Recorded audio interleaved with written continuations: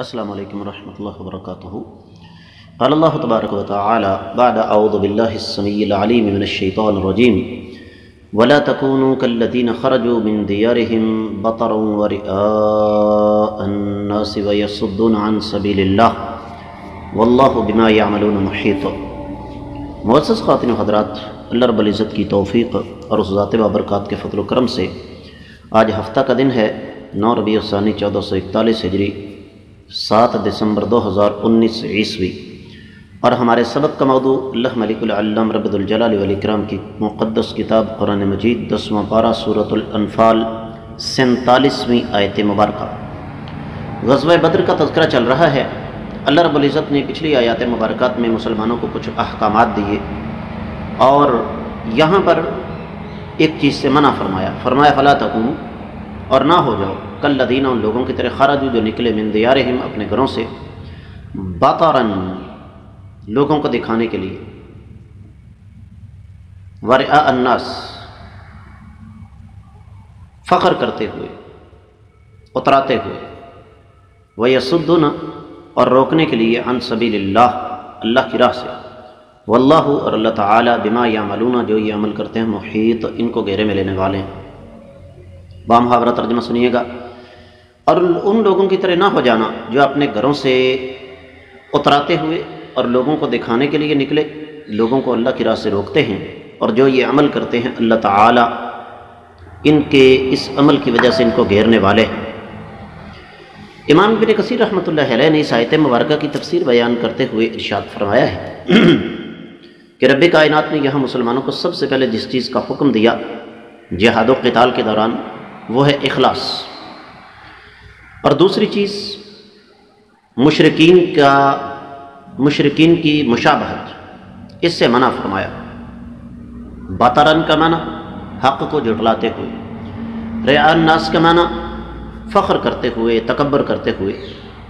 اور اس موقع پر ابن کثیر رحمۃ اللہ علیہ نے ابو جہل ملعون کی وہ بات نقل کی ہے کہ جب اسے پتہ چلا کہ تجارتی قافلہ باحفاظت مکہ پہنچ چکا ہے تو کہنے لگا لا واللہ لا نرجع حتی نرد ماء بدر وننحر الجزر ونشرب الخمر وتعزف علينا القيان وتتحدث العرب بمكاننا فيها يومنا ابدا،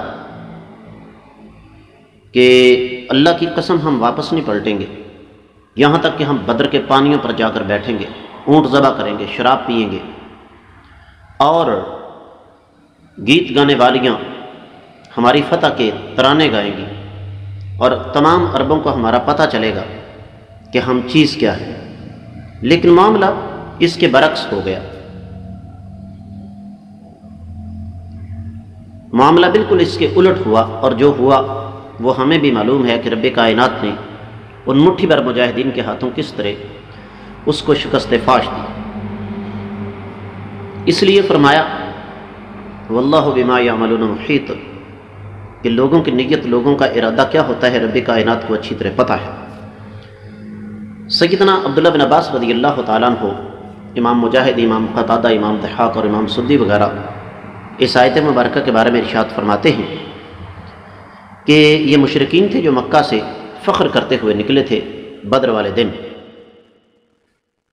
اور امام محمد بن کعب کا قول نقل فرمایا ہے ابن کثیر رحمۃ اللہ علیہ نے کہ جب قریش مکہ سے نکلے تو ان کے ساتھ ناچنے گانے والیاں تھیں، ان کے ساتھ رقص کرنے والیاں تھیں، اور ان کے ساتھ موسیقی کا پورا سامان تھا۔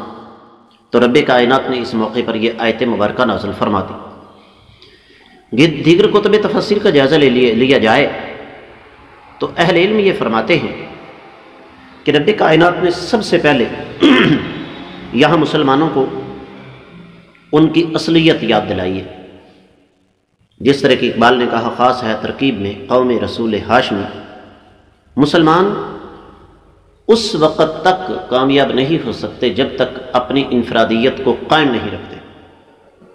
یہ بات اچھی طرح ذہن میں رکھیے گا۔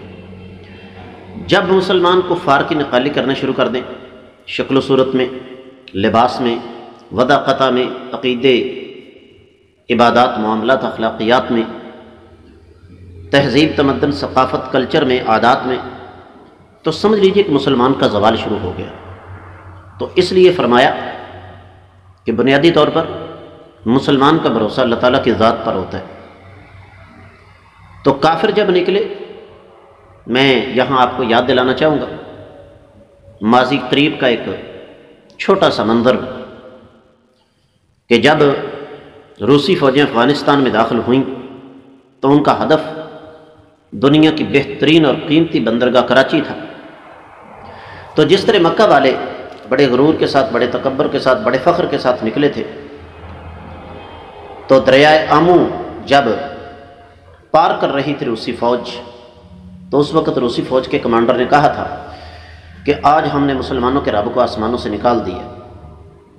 تو جو حال اہل مکہ کا ہوا وہی حال افغانستان میں روس کا ہوا۔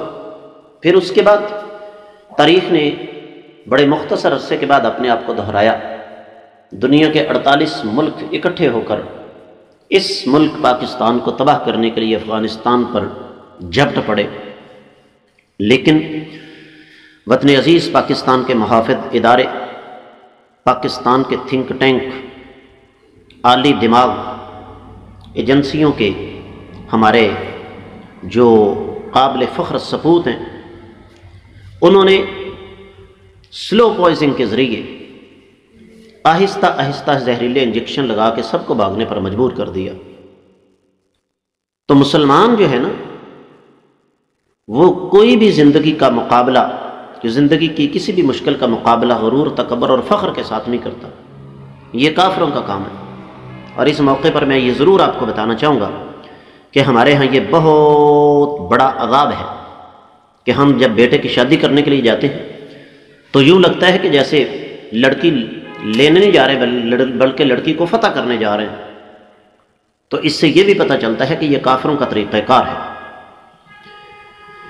اور پھر تاریخ یہ بتاتی ہے کہ 70 جہنم رسید ہوئے، 70 گرفتار ہوئے مکہ والے۔ یہاں پر ایک جملہ ہے بڑا پیارا، میں اس کو عربی میں آپ کے سامنے نقل کرنا چاہوں گا۔ کہتے ہیں وَعْلَمْ أَنَّ النِّعْمَ إِذَا كَثُرَتْ مِنَ اللَّهِ تَعَالَى عَلَى الْعَبْدِ، جب نعمتیں کثرت کے ساتھ بندے پر اللہ تعالیٰ کی طرف سے آ جائیں تو بندے کے سامنے دو راستے ہیں۔ ایک ہے اللہ تعالیٰ کی نعمتوں کو اللہ کی ارضاء کے لیے صرف کرنا، تو یہ اللہ تعالیٰ کا شکر ہے، اور اگر فخر کرے، غرور تکبر کا مظاہرہ کرے تو یہ بطر ہے، یہ دوسروں کو دکھاوا ہے۔ اور ریاکاری کیا ہے؟ اپنے آپ کو انسان اس انداز سے لوگوں کے سامنے پیش کرے کہ لوگ اس کو دیکھیں اور حق بات کو جھٹلائے۔ تو اس لیے اس مسئلے کو معمولی نہیں سمجھنا چاہیے۔ اللہ رب العزت نے یہاں پر حکم دیا کہ اے ایمان والو، تمہاری طاقت، تمہاری قوت اسلحے میں نہیں ہے، تعداد میں نہیں ہے، بلکہ اصل بات یہ ہے کہ تم اللہ مالک العلام رب ذوالجلال والاکرام کے فضل و کرم اور اللہ تعالیٰ کی رحمت سے دشمنوں پر قابو پاتے ہو۔ تو ان لوگوں کی طرح نہ ہو جانا جو بطر کرتے ہوئے نکلے، ریاکاری کرتے ہوئے نکلے اور لوگوں کو اللہ تعالیٰ کے راستے سے روکتے ہیں۔ تمہارا تو کام لوگوں کو اللہ تعالیٰ کے راستے کی طرف بلانا ہے، روکنا نہیں ہے۔ تو اس لیے تمہارا اور ان کا آپس میں کوئی موازنہ نہیں کیا جا سکتا۔ وہ لوگ اللہ تعالیٰ کے باغی، اللہ تعالیٰ کے دشمن، جبکہ تم اللہ تعالیٰ کے مطیع اور فرما بردار بندے۔ اور تاریخ اس بات پر حیران ہے کہ کیسے فاتح تھے امام الانبیاء محمد رسول اللہ صلی اللہ علیہ وسلم۔ جب رب کائنات نے کفار مکہ کو شکست دی، 70 گرفتار ہوئے، 70 جہنم رسید ہوئے، تو آقا علیہ الصلوۃ والسلام نے کوئی شور نہیں مچایا، کوئی آتش بازی نہیں کی، کوئی غرور تکبر اور فخر کا مظاہرہ نہیں کیا، بلکہ اللہ تعالیٰ کے حضور سجدہ شکر بجا لائے۔ اس لیے فرمایا واللہ بما یعملون محیط۔ رب کائنات کو اس بات کا اچھی طرح پتہ ہے کہ کافر کیا عمل کرتے ہیں۔ اس میں بین السطور اللہ تعالیٰ نے سمجھایا کہ رب کائنات کو یہ بھی پتہ ہے کہ تم کیا کر رہے ہو۔ اچھے عمل کرو گے تو مزید فتوحات ملیں گی، اگر ان کے نقش قدم پر چلو گے تو تباہی اور بربادی تمہارا مقدر ہے۔ اس کے ساتھ ہی اس آیت مبارکہ کی مختصر تفسیر مکمل ہوتی ہے۔